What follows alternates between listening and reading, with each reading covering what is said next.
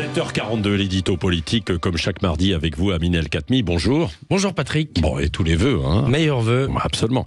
Bon, vous souhaitez revenir sur la démission d'Elisabeth Borne, de son gouvernement et le remaniement qui doit suivre.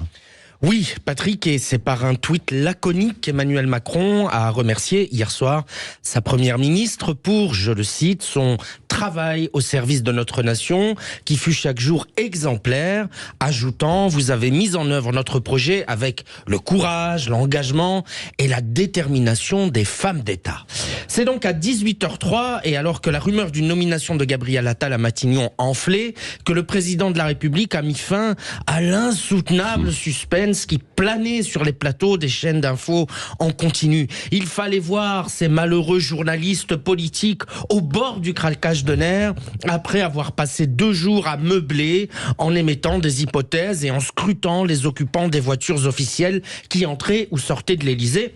Heureusement pour eux, il faut le dire, une autre actualité leur a permis de souffler un peu entre deux plateaux. Une actualité aussi stupéfiante qu'inattendue. Il fait froid en hiver, Patrick. Absolument. Bon, sauf que pour vous, Amine, tout cela ne va servir à rien. Eh oui, à peu près à rien, car hormis les journalistes, les commentateurs et autres chroniqueurs que nous sommes qui se passionnent pour la politique, ce spectacle gouvernemental n'intéresse pas les Français. Il n'intéresse pas les Français pour une raison évidente.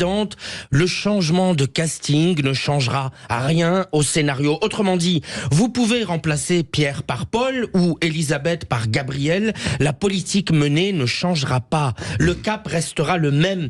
Car le vrai Premier ministre d'Emmanuel Macron s'appelle Emmanuel Macron lui-même. Les autres ne sont que des exécutants au service d'une politique décidée par un seul homme. C'est Macron qui écrit la partition. C'est Macron qui dirige l'orchestre. Il n'y a donc absolument rien à attendre de ce à quoi nous assistons.